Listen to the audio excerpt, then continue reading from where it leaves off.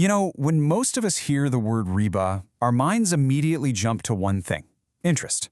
But what if that's just scratching the surface of a much, much bigger idea?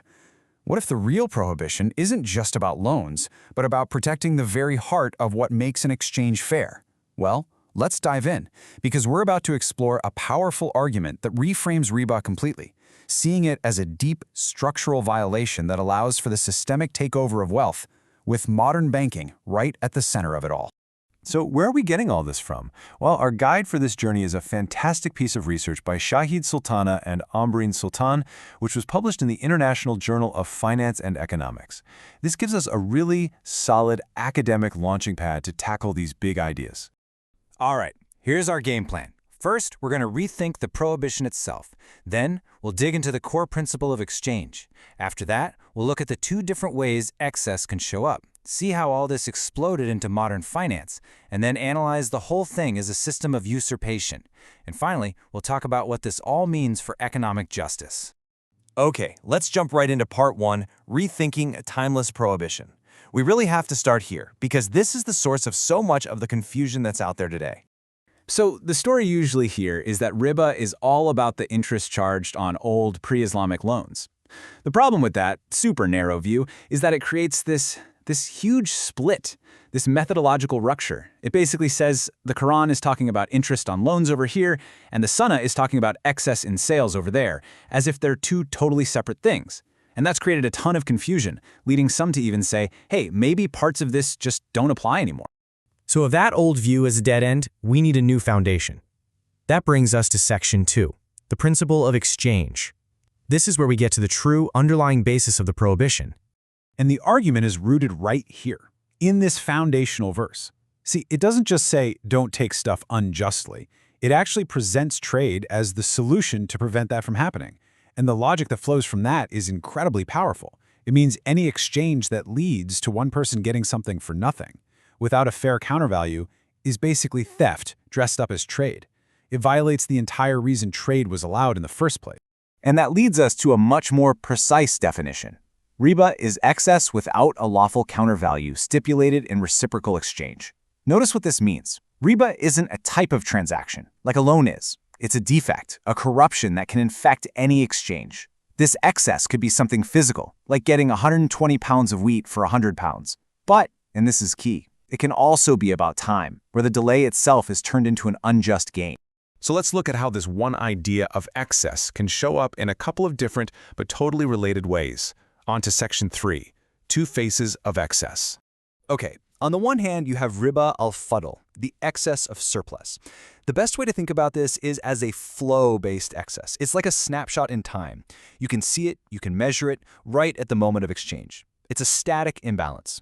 But then you have riba an-nasaya, the excess of delay. This is totally different. It's a stock-based condition. It's not about a material surplus right now. It's about the delay itself, creating an unjust claim that grows and accumulates over time. And this image just nails the concept. Al-fadl is that unbalanced scale, a one-time, obvious flow of excess from one side to the other. But al-nasa, that's the rising line. It's the accumulating stock of imbalance. You start at zero at equivalence, but with every passing moment of delay, that unjust entitlement grows bigger and bigger.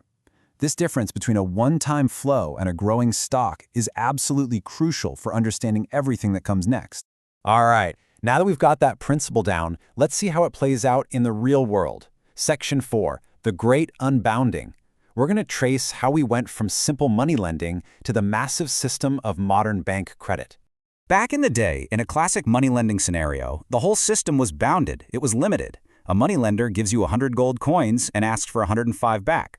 Sure, there's riba happening. But here's the critical constraint. The moneylender's ability to take that unearned extra is totally limited by the actual physical money they have in their possession. They can't lend what they don't have. And then everything changed. This was the Great Unbounding. The game-changing innovation was this. Banks stopped just lending out existing money. They started creating new monetary claims. Instead of trading present money for future money, they started trading a future promise for a future promise.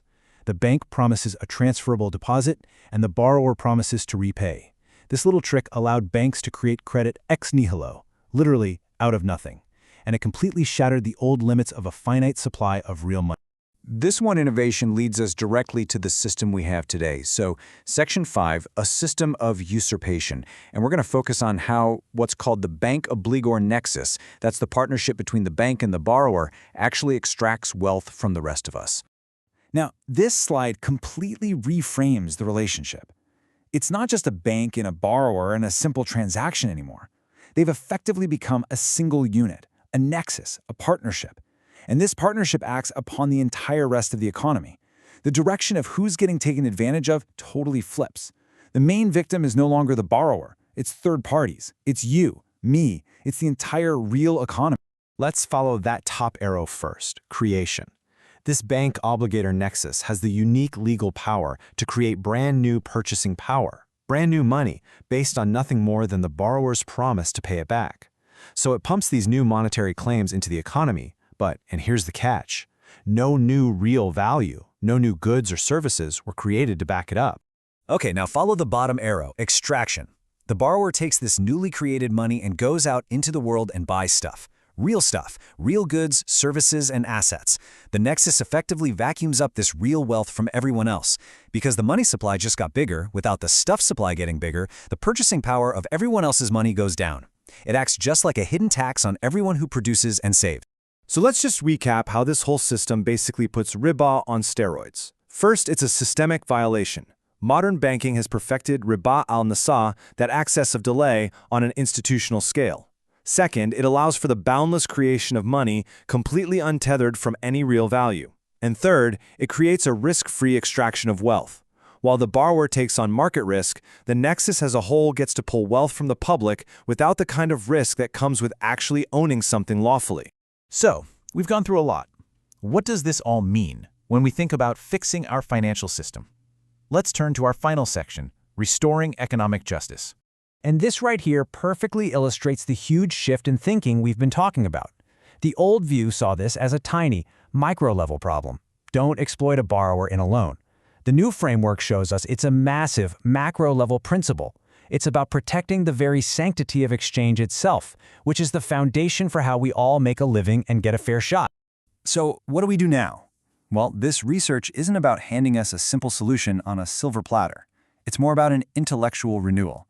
It's offering this framework as a permanent diagnostic tool, a new lens to identify and even measure these modern forms of riba, to really understand their impact, and from there, to start building genuine, non-exploitative alternatives on a solid foundation. And all of this leaves us with one final, profound question to wrestle with.